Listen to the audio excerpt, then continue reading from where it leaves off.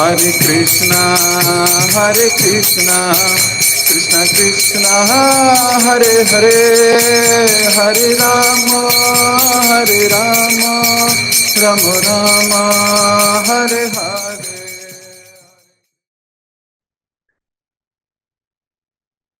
जय जय श्री चैतन्य, जय हो नित्यानंदा, जय अद्वैत चंद्र, जय गौर भक्त वृंदा। जय जय श्री चैतन्य, जय हो नित्यानंदा, जय अद्वैत चंद्र, जय गौर भक्त वृंदा। जय जय श्री चैतन्य, जय हो नित्यानंदा, जय अद्वैत चंद्र, जय गौर भक्त वृंदा। हरे कृष्ण। आप सभी भक्तों का बहुत बहुत हार्दिक स्वागत, अभिनंदन और आप सभी को मेरा प्रणाम। श्री चैतन्य भागवत बड़े मधुर, इमोशनली झंझोड़ने वाले मोड़ पर है। महाप्रभु अपने भक्तों को छोड़कर संन्यास ले चुके हैं। वो जो सबके प्राणनाथ हैं, वो जो सबके प्राणाधीर हैं, वो जो सबके प्रिय हैं, अभी संन्यास ले चुके हैं। नादिया को छोड़कर वन में प्रवेश कर गए। सारे भक्त जिन जिन को यह समाचार चंद्रशेखर ने दिया है, उनका हृदय विदीर्ण हो गया है। सबके सब अपने प्राण छोड़ने को रेडी हैं। कितना स्नेह रहा होगा। अद्वैत आचार्य ने कहा, मैं जा रहा हूं गंगा में समाधि लूंगा। किसी ने रोका नहीं, सबने कहा हम भी चल रहे हैं, आप अकेले थोड़ी हो।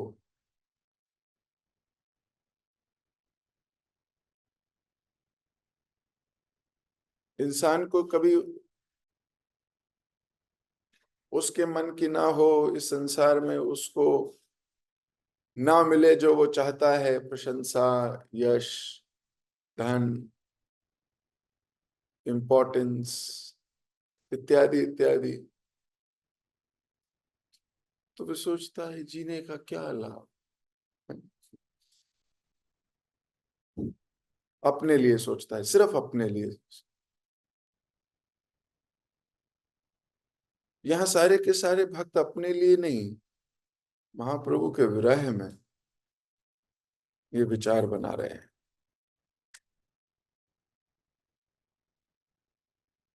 इतना घनिष्ठ संबंध, इतना घनिष्ठ प्रेम। अब सब लोग योजना बना रहे हैं। उधर आकाशवाणी हो गई कि चिंता नहीं करो, महाप्रभु छोड़ के कहीं नहीं गए, शीघ्र वापस आएंगे।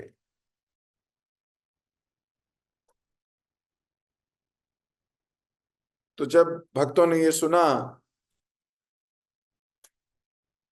तो महाप्रभु का गुणगान करते हुए ये भक्त अपने घर लौट आए। अभी जा रहे थे गंगा, अभी कहाँ जा रहे हैं, अब घर जा रहे हैं वापस।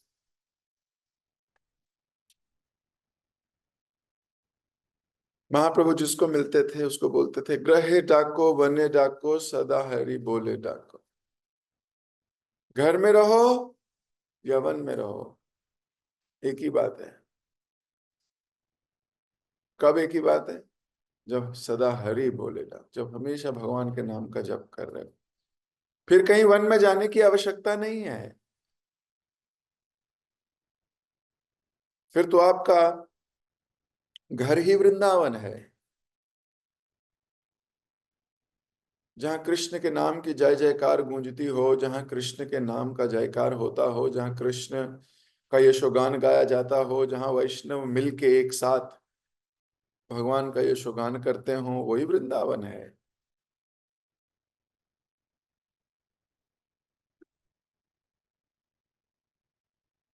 तो कहीं जाने की आवश्यकता ही नहीं है।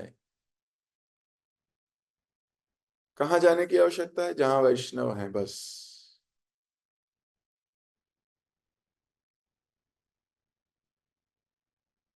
तो अभी तो ये सब लोग महाप्रभु का गुणगान गा रहे हैं। देखो, महाप्रभु छोड़ के चले गए हैं, फिर भी उनका गुणगान ही गा रहे हैं। कोई एक व्यक्ति दोष नहीं निकाल रहा।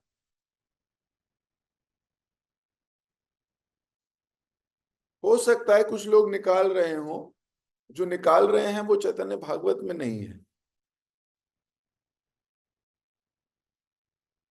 और यहाँ किनकी चर्चा है? यहाँ चर्चा है प्रेमी भक्तों की।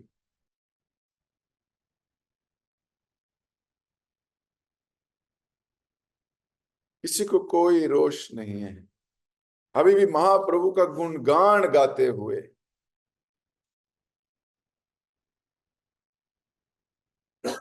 इधर महाप्रभु राढ़ देश से गुजर रहे थे। चारों ओर लगे वट वृक्षों से ये क्षेत्र अत्यंत रमणीय दिखता था।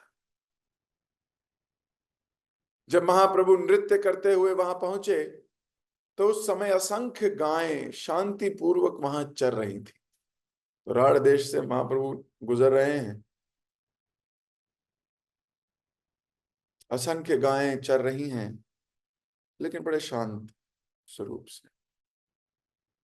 स्थानीय लोग महाप्रभु के नृत्य एवं गायन को देखने दौड़े चले आए। महाप्रभु तो नाचते गाते हुए जा रहे हैं। आसपास जितने लोग हैं वो सारे के सारे एकत्रित हो जाते हैं जहां जहां से महाप्रभु गुजरते हैं। यद्यपि उस क्षेत्र में कभी संकीर्तन नहीं हुआ था, और ना ही उन लोगों ने कभी किसी शुद्ध भक्त में भगवत प्रेम के ऐसे लक्षण देखे थे, फिर भी वे महाप्रभु को प्रणाम करने लगे। ना तो वहां कभी कोई संकीर्तन हुआ, ना कभी कोई शुद्ध भक्त आया, लेकिन फिर ये एटिकेट कहां से आ गई प्रणाम करने की?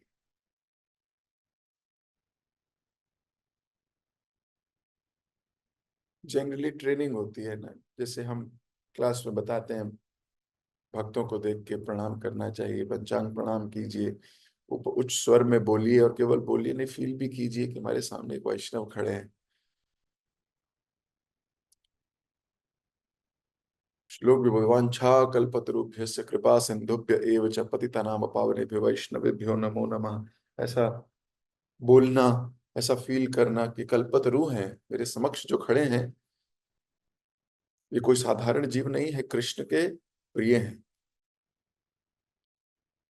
जिस प्रकार कृष्ण कुछ भी वरदान देने में सक्षम है, इसी प्रकार ये वैष्णव भी कुछ भी वरदान देने में सक्षम है। कृष्ण तो फिर भी थोड़ी कंडीशन लगाते हैं। वैष्णव भगवान से ज्यादा करुणामय है।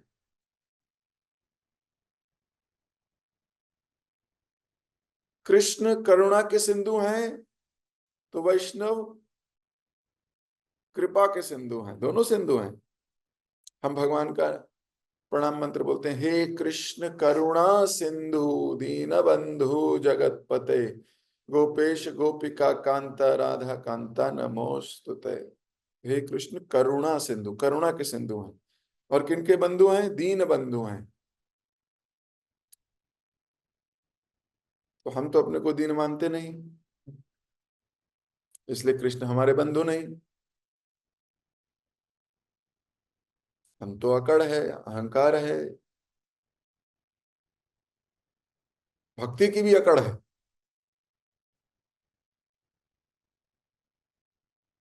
इसलिए कृष्ण कृपा करें ये तो बहुत मुश्किल बात है।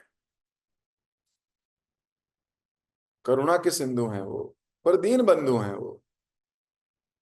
इसलिए वंश हम वैष्णवों के आगे झुकते हैं। वांछा कल्पतरुभ्यश्च कृपा सिंधुभ्य एव च।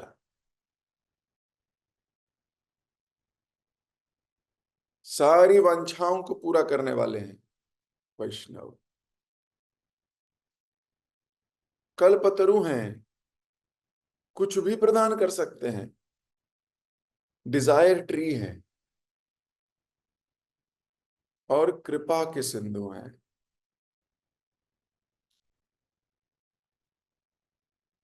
और ये ऐसे हैं जो पतितों को भी पावन कर सकते हैं। पतिता नाम पावनेभ्यो।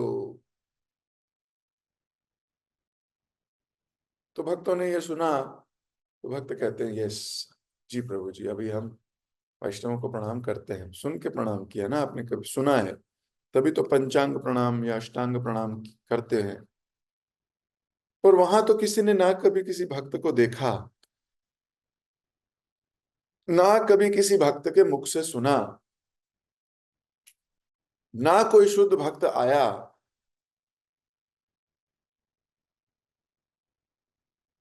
वहां पर भी सब के सब लोग महाप्रभु को प्रणाम करने लगे।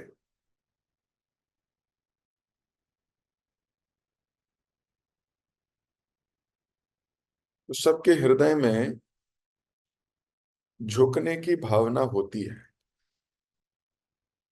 इस संसार में आप कहीं भी चले जाइए, सबके हृदय में किसी के आगे झुकने की भावना है, चाहे वो भक्त हो या अभक्त हो।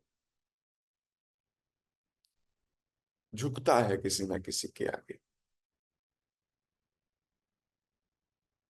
ये नेचुरल टेंडेंसी है हर जीव की। आप एबॉर्जिनल ट्राइब्स एरिया पहुंच जाओ, वहां वो पेड़ को या बिजली चमकती है तो बोलते हैं भगवान है ये, दे बो डाउन। इजिप्ट चले जाओ, वहां पे सूर्य के आगे झुकते हैं सब। सूर्य को है ना रा बोलते हैं, आरे, सूर्य भगवान है उनके, तो झुकते हैं उनके आगे।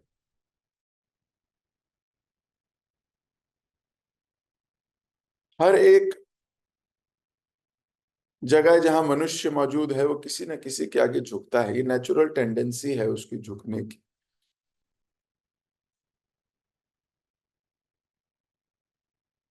किसी न किसी के आगे, बॉस के आगे झुकेगा, नहीं तो बीवी के आगे झुकेगा।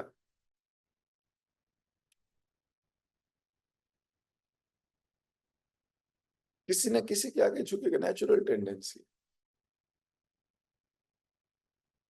तो यही टेंडेंसी महाप्रभु को देख के जागृत हो गई। महाप्रभु की छवि, महाप्रभु के भगवत प्रेम के लक्षण, निरंतर अश्रुधारा बह रही है, गले में बनफुल माला डोल रही है, हाथ में कमंडलू है, एक हाथ में त्रिदंड, और हरिनाम का कीर्तन करते हुए कभी नाच रहे हैं, कभी झूमते हुए जा रहे हैं। तो जो हृदय में झुकने की भावना है वो प्रज्वलित हो गई, जागृत हो गई, और सब के सब महाप्रभु को प्रणाम कर। वहां कुछ पतित पापी भी थे जो महाप्रभु को देखकर पूछने लगे ये सन्यासी रो क्यों रहा है। सिर्फ देखिए, इतना ही तो बोला है कि ये रो क्यों रहे हैं। उनके लिए बोला गया है पतित और पापी है।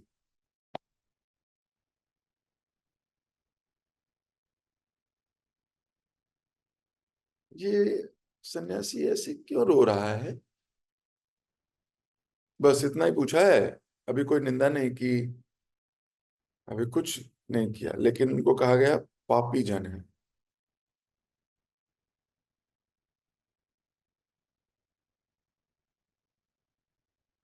वो समझ नहीं पाए, समझ नहीं सकते एक्चुअली। अब उन्हें क्या पता कि अष्ट सात्विक विकार होते हैं, ना उन्होंने कभी सुना, तो कोई पूछ सकता है उनकी क्या गलती प्रभु जी, उन्होंने सुना ही नहीं।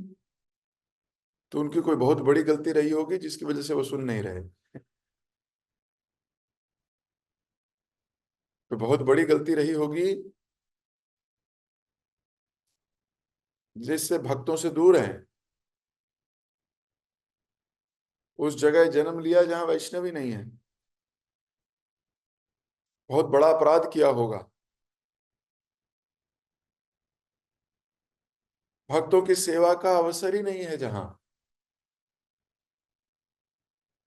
दुर्भाग्य के लक्षण में एक लक्षण आता है ये। कोई कहे कि दुर्भाग्य किसे कहते हैं, ऐसे 3 लक्षण होते हैं, पर मैं एक बताता हूं बस। दुर्भाग्य का एक लक्षण है कि अपने से वरिष्ठ भक्त की सेवा करने का अवसर ही नहीं। इसे बोला जाता है दुर्भागा जीव।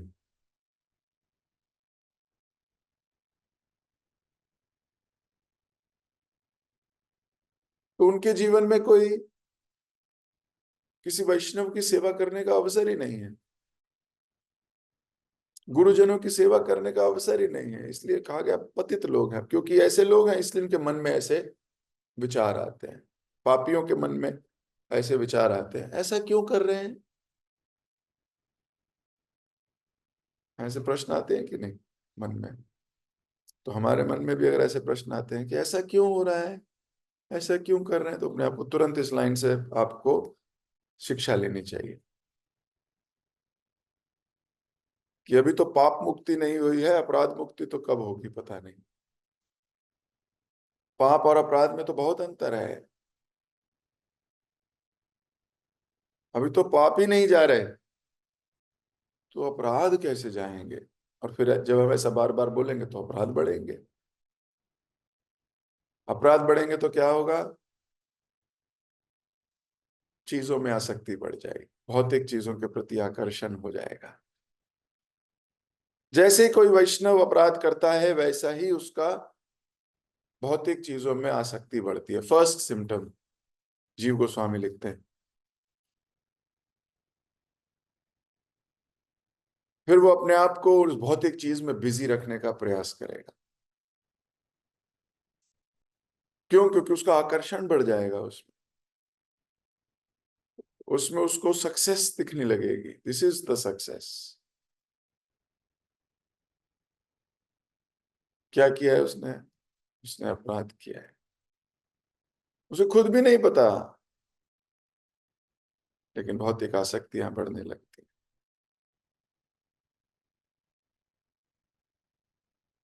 तो यहाँ बस उन्होंने ये बोला, ये सन्यासी इतना रो क्यों रहा है।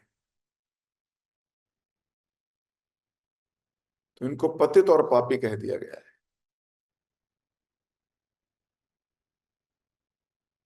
परंतु ये पतित लोग भी महाप्रभु से प्रभावित हो गए और रोते हुए भूमि पर लोटपोट होने लगे। लोग खुद ही रोने लगे। अभी कह रहे हैं ये क्यों रो रहा है, अभी खुद ही रो रहे हैं। कुछ ऐसे दुर्भागे भी थे जिन्होंने हरिनाम लेने से स्पष्ट मना कर दिया,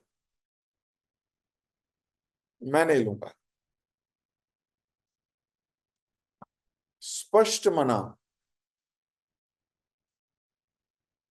तो इनको भी दुर्भागा कहा गया।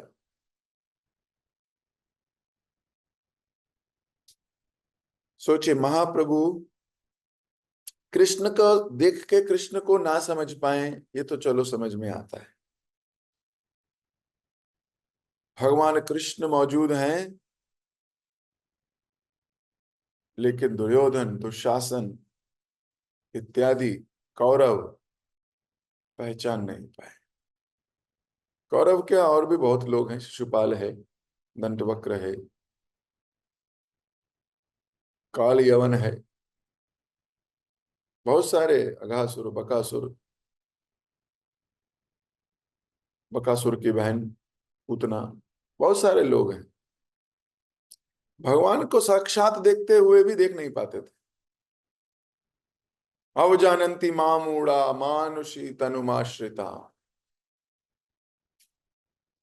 सामने सामने पहचान नहीं पाएंगे, भगवान ने लिखा है 9वें अध्याय में भगवत गीता के, फिर 15वें अध्याय में भी लिखा।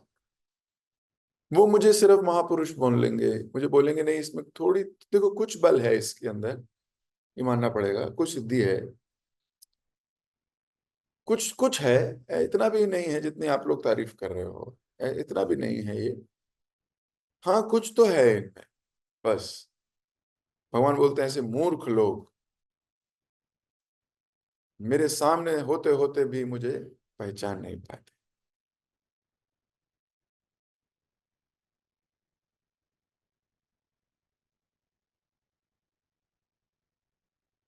समझ नहीं पाते। जब भगवान मथुरा में प्रवेश किया तो कुब्जा पहचान गई, लेकिन धोबी नहीं पहचान पाया। भगवान ने धोबी से कहा मुझे थोड़े वस्त्र दोगे, थोड़े राजभवन जाना है तो थोड़े अच्छे वस्त्र पहन लेता, दिए नहीं उसने।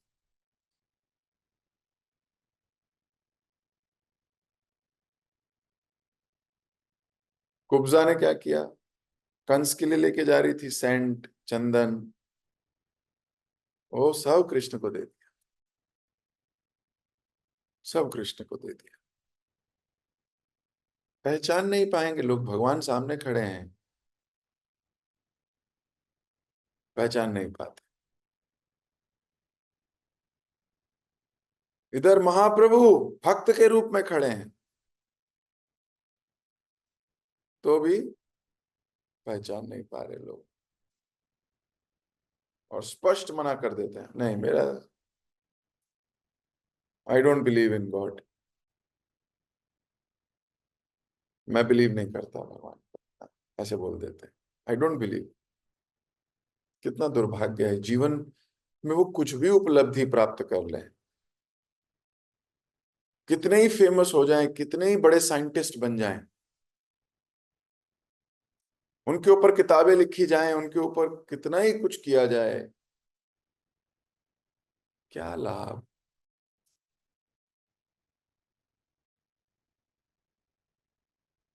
क्या लाभ।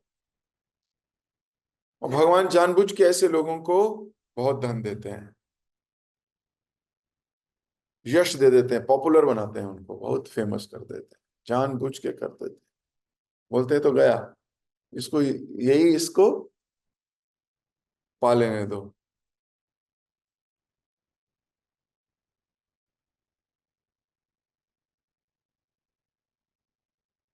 हमने तो देखा अपने जीवन में ऐसे,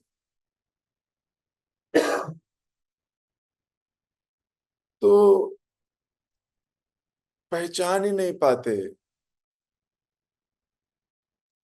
दुर्भाग्य हैं, मना कर देते हैं नहीं।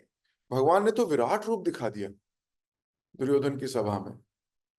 सोचिए, कई बार लोग बोलते हैं प्रभु जी अगर हमें भगवान का विश्व रूप दिख जाए ना, हम सब कुछ छोड़ छाड़ के नतमस्तक हो जाएं, और तब तक नहीं होंगे, भगवान दिखा भी देंगे ना तो भी नहीं होंगे। ईर्ष्या, घृणा, जब तक ऐसे असुरों को हमने पनाह दी हुई है, जगह दी हुई है, तब तक भगवान दिखा भी देंगे ना, बोले अरे थोड़ा बहुत तो सभी करते हैं, ये कौन सी बड़ी बात।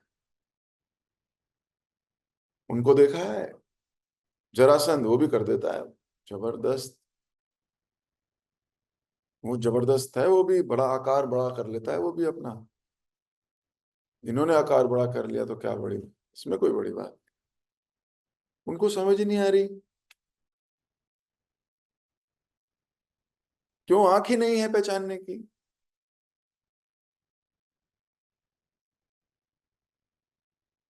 इन अभागे लोगों के पास आंख ही नहीं है, सामने वैष्णव श्रेष्ठ खड़े हैं, इसको थोड़ी दिखता है।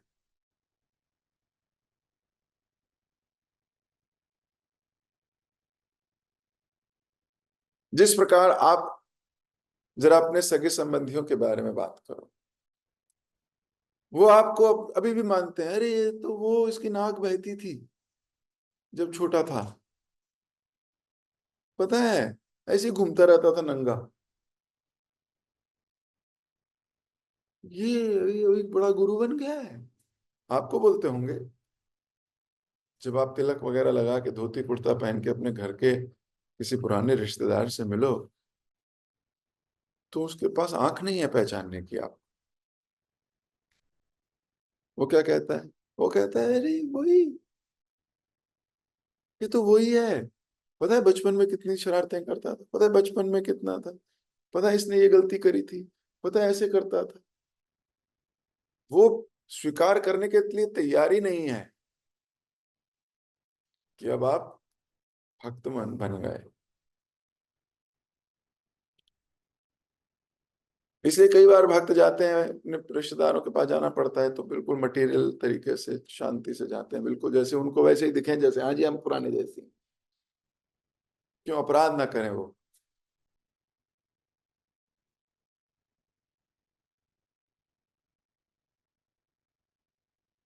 तो आंख नहीं है कि पहचान सकें एक वैष्णव कैसा होता है। और वैष्णवों में भी श्रेष्ठ वैष्णव नहीं पहचान पाते हैं। तो जब भगवान विश्व रूप दिखला रहे थे, बड़ा सुंदर उसमें वर्णन है। वो महाभारत में भी एक बड़ी अच्छी लाइन उन्होंने, जब सीरियल आया था, आई थे ना, विश्व रूप दिखला रहे विश्वंभर भगवान, आंखें जिसके पास हैं ले उनको पहचान, ले उनको पहचान। सही बात। तो जब मैं सोच रहा था, मैं कहा विश्व रूप दिखला रहे विश्वंभर, विश्वंभर तो यही है चैतन्य महाप्रभु। और विश्व रूप कौन है? इनके बड़े भाई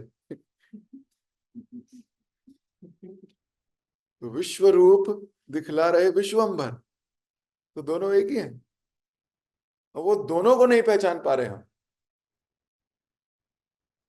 ना विश्व रूप को ना विश्वंभर को। सामने सामने हैं लेकिन पहचान नहीं पा रहे। क्यों नहीं पहचान पा रहे? आंखें जिनके पास, तो आंखें तो थी ही सबके पास। उस सभा में केवल धृतराष्ट्र के पास आंख नहीं थी, बाकी तो सबके पास आंख थी। तो सबके पास आंख थी, फिर क्यों नहीं देख पाए भाई?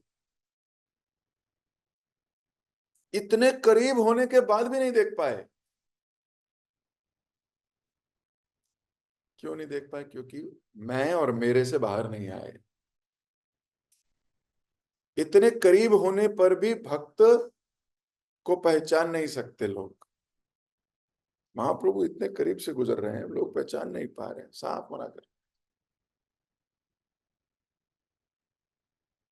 ये अनर्थ, ये अहंकार, ये व्यक्ति को मटेरियली तो सक्सेस देता है। ऐसा नहीं है मटेरियली सक्सेस नहीं मिलती, मटेरियली आप, लेकिन आप स्पिरिचुअली अभागे हो। एटलीस्ट शास्त्र की नजर, अगर शास्त्र तुम्हें देखे तो शास्त्र तुम्हें देख के क्या कहे?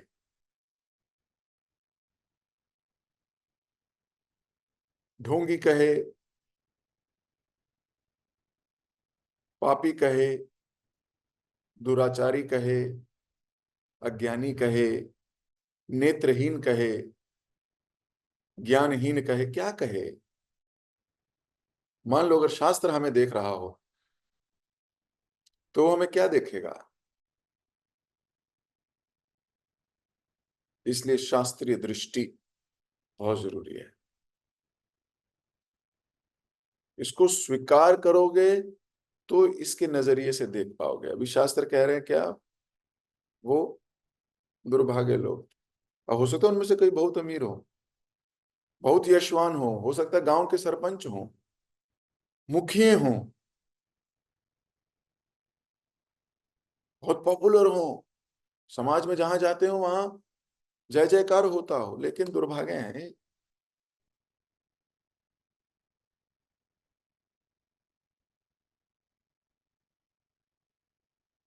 महाप्रभु को सामने पाकर भी वे हरिनाम लेने से मना कर रहे हैं। अंततः संध्या समय महाप्रभु और उनके अनुयायी एक गांव में पहुंचे और एक पुण्यवान ब्राह्मण के घर रात बिताई।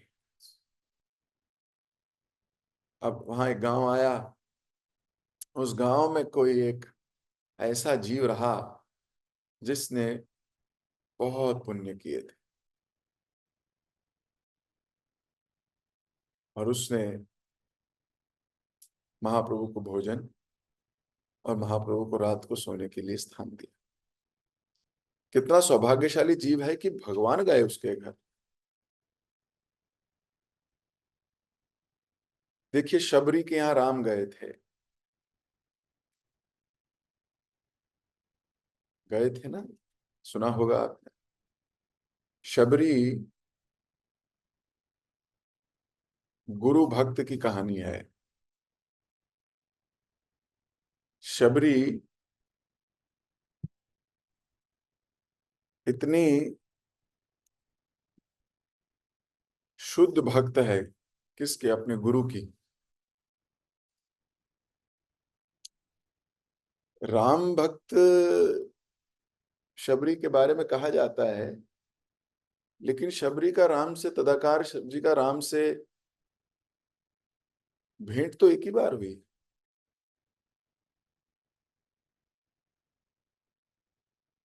मेजरली शबरी अपने गुरु भक्त है, क्योंकि उन्होंने उनको अपने गुरु के वचनों पर विश्वास था,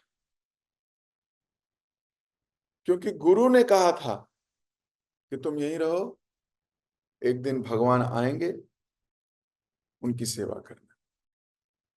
और जब कहा था तो युवावस्था में थी शबरी, और जब राम आए तो वृद्ध अवस्था में थे शबरी।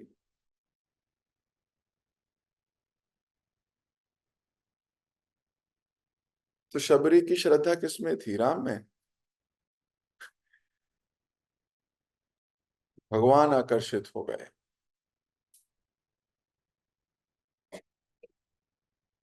इसलिए शबरी को वैष्णव जनों की सभा में गुरु भक्त शबरी कहा जाता है। भगवान राम और लक्ष्मण जब उनके बीच में संवाद होता है तो केवल उनके गुरु के ऊपर होता है, और कोई तीसरा शब्द ही नहीं है। वो राम के सामने अपने गुरु का ही गुणगान कर रही होती है। मेरे गुरु ने कहा था, मेरे गुरुदेव ऐसे थे, मेरे गुरुदेव वैसे थे। ठीक उसी तरह जैसे हम सुबह सुबह मंगल आरती के समय देखते तो भगवान को हैं, पर आरती गुरु की गाते हैं। मंगल आरती क्या है? गुरुवाष्टक। संसार दावा नल नील लोका त्राणाय कारुण्य घना घनत्वम् प्रपतस्य कल्याण गुणानवस्य वंदे गुरु श्री चरणारविंदम। देखते किसको हैं? भगवान को। आरती किसकी गाते हैं? गुरु की। ऐसे नहीं बोलते कृष्णा त्वम हम वंदनम वंदे गुरु श्री चरणारविंदम। गुरु को भी नहीं, गुरु के चरण को। यह हमारी संप्रदाय। भगवान को बहुत पसंद है। भगवान को पसंद है कि कोई उनके भक्त का गुणगान करे। इसलिए भगवान के सामने हम भगवान का ही गुणगान नहीं, हम तो भक्त का गुणगान करते हैं। पूरी मंगला आरती में सबसे पहले गुरु वंदना होती है, उसके बाद नरसिंह आरती में प्रहलाद की जय होती है, और उसके बाद तुलसी आरती, फिर भक्त की, वो भी कृष्ण प्रिया। वृंदाय तुलसी देव्याय प्रियाय केशवस्य च कृष्ण भक्ति प्रद देवी सत्यवते नमो नमः। फिर तुलसी आरती, यानी कि कृष्ण के भक्त की फिर से। और फिर तुलसी आरती खत्म होती है, दर्शन आरती। दर्शन आरती होती है भगवान की 2 मिनट की, उसमें भी क्या ब्रह्मा जी की स्तुति गाते हैं, वो भी भक्त ने दी। 2 मिनट, 4 मिनट, 5 मिनट दर्शन आरती के बाद फिर क्या होता है, गुरु पूजा। फिर गुरु की पूजा। श्री गुरु चरण पद्मा केवल भक्ति सद्मा। श्री गुरु चरण पद्मा। क्या किया हमने, शुरुआत ही गुरु की वंदना से करी। गुरु पूजा के बाद अब आप भागवतम सुनो। भागवतम क्या है, भक्तों की महिमा। और भागवतम शुरू करने से पहले ओम अज्ञानतिमिरान्धस्य ज्ञानंजन शलाकया चक्षुरोन्मीलितं येन तस्मै श्री गुरुवे नमः। फिर गुरुदेव। मर्म समझिए, मर्म रटिए नहीं, मर्म समझिए, ब्रह्म गौड़ीय संप्रदाय का मर्म समझिए।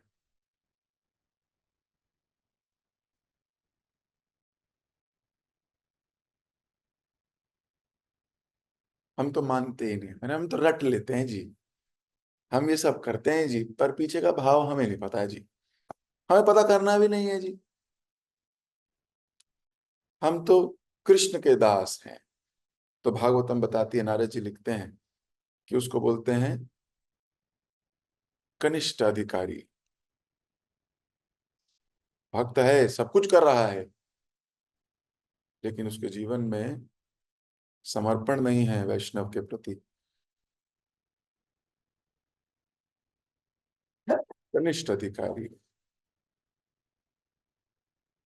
फिर जब वो मध्यम की स्टेज तक आता है तो फिर वो मैं और कृष्ण के बीच में गुरु की आज्ञा लाता है, अपने अहंकार को जीरो करके विनम्रता से आगे बढ़ता है। तो शबरी ने अपने गुरु की आज्ञा का पालन किया। इतने, यही उसके जीवन का महान कार्य है एकमात्र, जिसकी वजह से उसे राम को ढूंढने नहीं जाना पड़ा। राम जी पूछते पूछते आए, यहाँ कोई शबरी रहती है क्या? बोले हाँ, उस गांव में रहती है, वहां जाइएगा। राम वहां गए, यहाँ कोई शबरी रहती है क्या? सोचिए, हम पूछते हैं भाई ये मंदिर किधर है भगवान का, वो दाऊ जी किधर है, दाऊ जी का मंदिर किधर है, अरे भाई चरण पहाड़ी किधर है, अरे ये वाला स्थान किधर है। हम पूछते पूछते जाते हैं। सोचिए, भगवान पूछते पूछते आ रहे हैं। रूपा जी कहते थे, don't try and search for Krishna. Krishna की खोज मत करो। Do your bhakti in such a way that the Krishna search for you. इस प्रकार भक्ति करो, भजन करो, आज्ञा पालन करो कि भगवान आपको खोजते हुए आए। तो ये पुण्यवान ब्राह्मण ने कई ऐसी सुकृतियां बटोरी होंगी कहीं ना कहीं से, कि महाप्रभु ने इसके घर को चुना।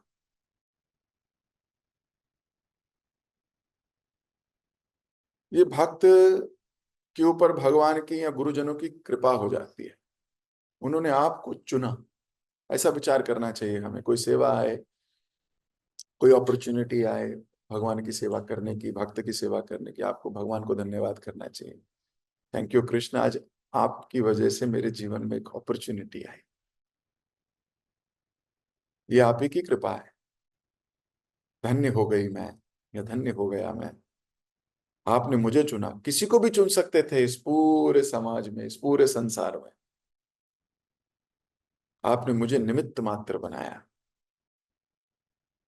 मेरे थ्रू ये कार्य हुआ। बहुत बहुत धन्यवाद भगवान। ऐसा मन में विचार आना चाहिए, धन्यवाद बोलना चाहिए भगवान को। तो गुरु के माध्यम से हमें कुछ आदेश मिलते हैं। हम इम्पर्सनलिस्ट नहीं हैं, इम्पर्सनलिस्ट। गुरु के माध्यम से हमें आदेश मिलते हैं। पर्सनल पर्सनल मूवमेंट है ना, पर्सनल मूवमेंट।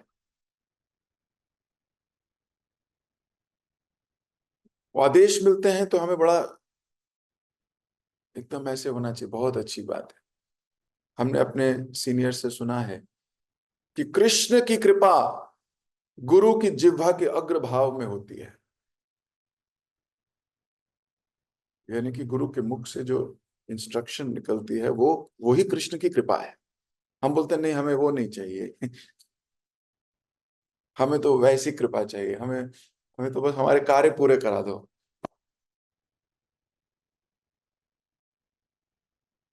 वो कृपा नहीं है। कृपा की तो परिभाषा ही अलग है। चौराष्टकम पढ़िए, पता लगेगा कृपा क्या है। एनीवेज, तो उसके घर रात बिताई, महाप्रभु ने भोजन लिया और सोने चले गए। बाकी भक्त उनके इर्द गिर्द लेट गए। अब प्रेम का तो यही लक्षण है, आसपास लेट लौट गए। सूर्य उदय से कुछ घंटे पूर्व महाप्रभु उठे और बिना किसी से कुछ कहे घर से बाहर निकल आए।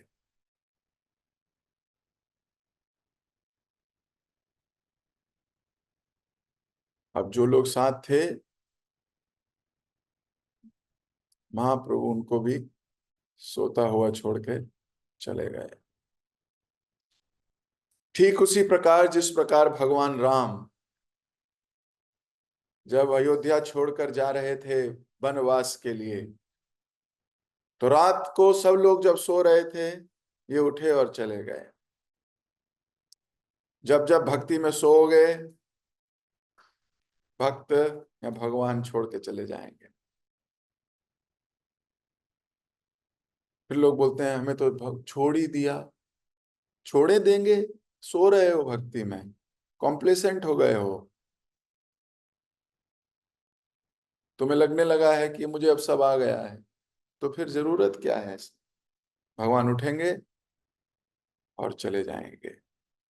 ऐसे भक्त भी उठेंगे और चले जाएंगे अगर हम कॉम्प्लेसेंट हो गए हैं। भक्ति की क्रियाओं को लेके, आदेशों को लेके हम लोग सो गए हैं। जो सोता है वो खोता है। तो इसे सोने से, ऐसे वाले सोने से नहीं भी, भक्ति सो गई है आपकी। जब भक्ति सो जाएगी तो भक्ति में आनंद लेने वाले आपके अंदर भक्ति ना पाकर छोड़ जाएंगे।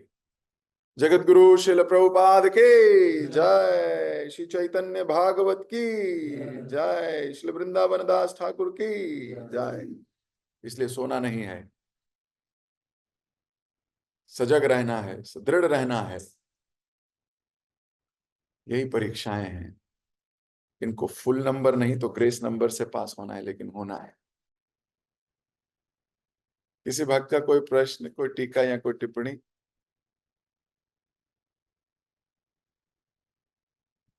यशोदा प्रिया माता जी। जी। हरे कृष्णा प्रभु जी, दंडवत प्रणाम प्रभु जी। बहुत ही सुंदर क्लास चल रही है। बहुत कुछ इसमें से लेने के लिए हमारे पास है। प्रभु जी, गुरु आज्ञा सर्वोपरि लगा। इनफैक्ट कल एक बुक में भी मैंने पढ़ा कि वाणी सेवा इज इम्पोर्टेंट देन बापू सेवा। तो मैं तो बहुत बड़ी इंस्ट्रक्शंस का पता नहीं, पर जब कभी कोई बुक पढ़ रही हूँ या कोई बुक खरीदने की इच्छा होती है तो मैं समझती हूँ कि गुरु आज्ञा से करनी चाहिए, क्योंकि गुरु तो हमारे स्तर को समझते हैं। सिमिलर सो लेक्चर्स की बहुत कुछ अवेलेबल है नेट पर सुनो गुरु आज्ञा से, क्योंकि हमें नहीं पता हमारे लिए, हमारे लेवल के लिए क्या सही है क्या गलत है। प्रभु जी, एक प्रश्न भी मन में आया कि कभी कभी हमारे साथ बहुत बुरा भी होता है, होते जाता है, बहुत सालों तक होता है, फिर रुक जाता है, फिर होता है। मैं इतना तो समझती हूँ कि जो अच्छा हो रहा है, जो बुरा हो रहा है, वो सब ठीक है। आज मैं इस लेक्चर में जुड़ी हुई हूँ, इस क्लास में जुड़ी हुई हूँ, तो मैं ये समझती हूँ कि कुछ तो अच्छा किया होगा, तभी मैं यहाँ पे भक्तों के बीच में हूँ। पर फिर भी मन में एक बार आता है कि कब खत्म होगा, मतलब कभी खत्म होगा कि ये इस जन्म में झेलते ही जाना है और अगले जन्म में खत्म होगा। जन्म का तो पता नहीं, मतलब आई मीन कब खत्म होगा, एक प्रश्न मन में आता है। तो क्या खत्म आई होगा? डोंट नो, सही है जो भी हमारे साथ बुरा होता है, बुरा गलत हो होता रहा है। है? अच्छा, हमारे साथ जो बुरा हो रहा है ये कब खत्म होगा, कभी कभी ऐसा मन में विचार आता है। देखो, जब आपातकालीन परिस्थिति निश्चितता के साथ आती है तो झेली जाती है। जब आपातकालीन परिस्थिति अनिश्चितता के साथ आती है तो हमारी वास्तविक परीक्षा होती है। मैं इसको थोड़ा डिकोड करता हूं, चिंता ना करो, हिंदी भारी हो गई। परीक्षित महाराज को कहा गया 7 दिन में आप चले जाओगे, निश्चित काल है, चल 7 दिन काट लूंगा। 7 दिन के बाद समाप्त हो जाएगा ये जो काल है। तो निश्चित डेट आई थी, डेट। जब डेट आ जाए, निश्चित हो जाए, तो फिर भी इंसान समझ लेता है, संभल लेता है। लेकिन कई बार परिस्थिति अनिश्चित काल के लिए आती है। जैसे इंद्रदेव वर्षा कर रहे थे तो ये थोड़ी बोला था 4 दिन करूंगा। वृंदावन में वर्षा हो रही है, गिरिराज जी भगवान ने उठाए हैं, किसी को नहीं पता कितने दिन उठाएंगे। अनिश्चित काल के लिए आपातकालीन परिस्थिति आ गई है। तो एक जगह निश्चित है, एक जगह अनिश्चित है। लेकिन चाहे निश्चित हो चाहे अनिश्चित हो, करना क्या है? कार्य एक ही है। वो भगवान कृष्ण को निहार रहे थे, बांसुरी सुन रहे थे, भगवान की गुणगान कर रहे थे। परीक्षित महाराज भी भक्तों के बीच में बैठ के भागवतम का श्रवण पाठ कर रहे हैं। करना यही है, चाहे परिस्थिति निश्चित काल के लिए आए आपातकालीन, या परिस्थिति अनिश्चित काल के लिए आए। तो हमें क्यों जानना है? ये जो भविष्य में कब तक जानना है, यही तो प्रॉब्लम है। हमें नहीं जानना है। जैसी भी सिचुएशन आए, जैसी भी सिचुएशन आए, वहां तो कोई नहीं गया चलो जरा जाके एस्ट्रोलॉजर को बताओ भाई बारिश कब बंद होगी, जरा पूछें जरा किसी के पास जाके कि कब खत्म होगी बारिश। किसी से पूछते हैं भविष्य जो कर बताता हो। क्यों क्यों? तो जो भक्त है माता जी, वो हर परिस्थिति में, वो चाहे निश्चित काल की परिस्थिति हो, आपातकालीन या अनिश्चित काल की हो, वो एक ही कार्य करना है उसको। वैष्णवों के संग में बैठ के कृष्ण की चर्चा, मच्चिता मदगता प्राणा बोधयंती परस्परम, ये करना है। भगवान ने बोला मेरे भक्त क्या करते हैं, ये करते हैं, साथ में बैठ जाते हैं। कितने? एक एक तो साथ कैसे बैठेगा? दो, कम से कम दो। और बैठ के क्या करते हैं? कथयंती च माम नित्यम, मेरी कथा करते हैं। ऐसे बहुत लोग हैं जो कथा करते हैं, फिर थोड़ी देर में कहते हैं मैं जाऊं।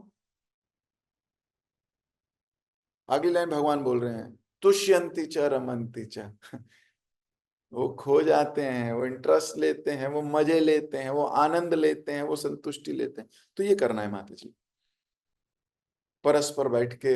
अनिश्चित सोचिए, अनिश्चित काल की परिस्थिति है, लेकिन वो किसी वैष्णव के पास बैठ के हम कथा सुनेंगे, डिस्कस करेंगे, कुछ अपनी बात बताएंगे, कुछ सुनेंगे। अगर हमारे जीवन में ये करने की अपॉर्चुनिटी नहीं है तो दुर्भाग्य है। Opportunity of doing Krishna katha with equals, with seniors, with devotees who want to know, सौभाग्य है। तो उसी सौभाग्य को स्वीकार कीजिए। यही करना है हमको। तो अनिश्चित काल के लिए परिस्थिति आए कोई बात नहीं, हमें जानना भी नहीं कब तक आएगी।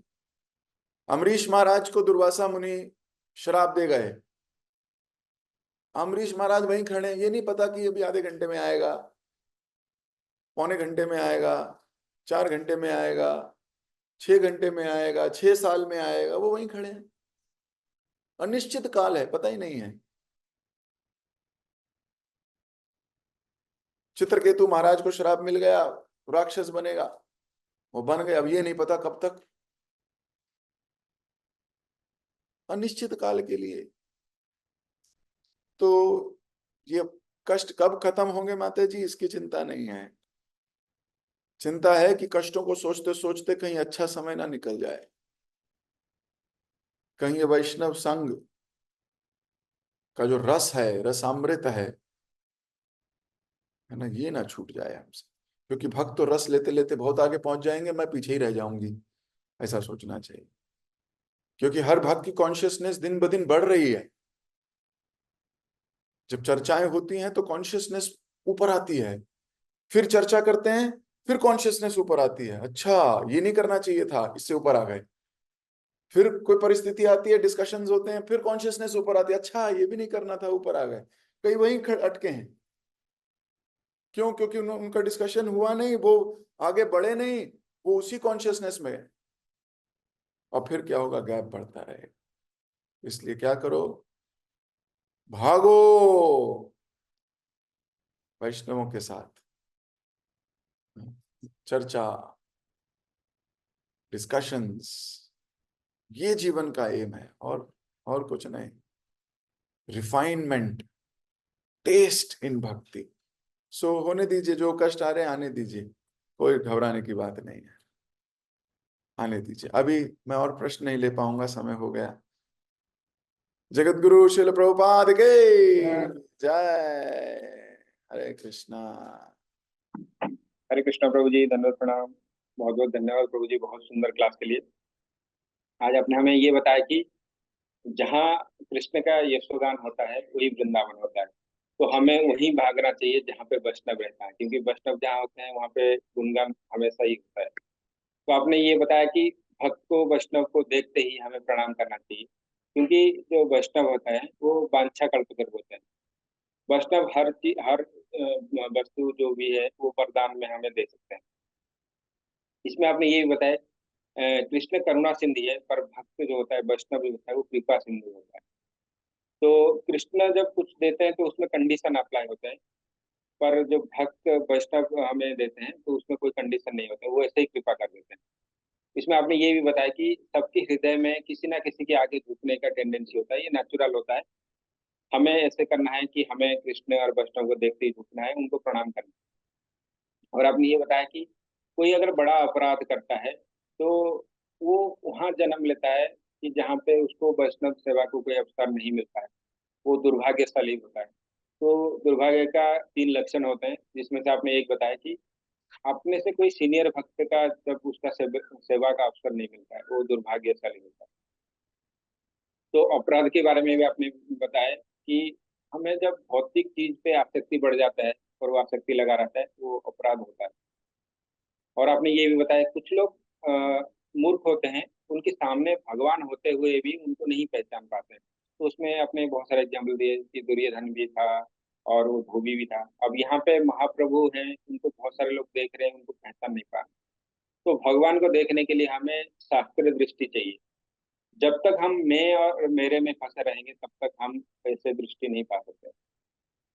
और आपने ये भी बताया कि हम जब सौभाग्यशाली होंगे तब भगवान भी हमारे घर आएंगे। तो इसमें भी आपने सबरी जी की कथा सुना है कि सबरी अपनी गुरु की आज्ञा को सुने थे कि भगवान आएंगे, तो उस उन पे पूरा विश्वास था कि भगवान आएंगे, तो भगवान भी आए उनके पास। तो इसमें आपने यही बताया कि भगवान तब प्रसन्न होते हैं जब उनकी भक्तों का कभी गुणगान होता है। हमें कृष्ण के दास नहीं बनना है, उनकी दासों की, मतलब उनकी भक्ति का दास बनना है। इसमें आपने ये भी बताया कृष्ण की कृपा गुरु की जिह्वा के अग्रभाग में ही होता है। लास्ट में आपने ये बताया कि अगर भक्ति में हम सो जाएंगे तो कृष्ण ऐसे ही हमें छोड़ के चले जाएंगे। जैसे महाप्रभु सुबह उठे और चले गए, राम जी भी जब बन गए थे, सब लोग सो रहे थे, वो सबको छोड़ के चले गए। तो हमें सोना नहीं है, जागना है। थैंक यू सो मच प्रभु जी। सभी भक्तों को भी धन्यवाद इतने प्रेम से श्रवण करने के लिए। हम प्रभु जी का धन्यवाद करेंगे एक बार। हरे कृष्ण नाम। Hare Krishna Krishna Krishna Hare Hare, Hare Ram Ram Ram Hare. Thank you so much प्रभु जी। हरे कृष्ण।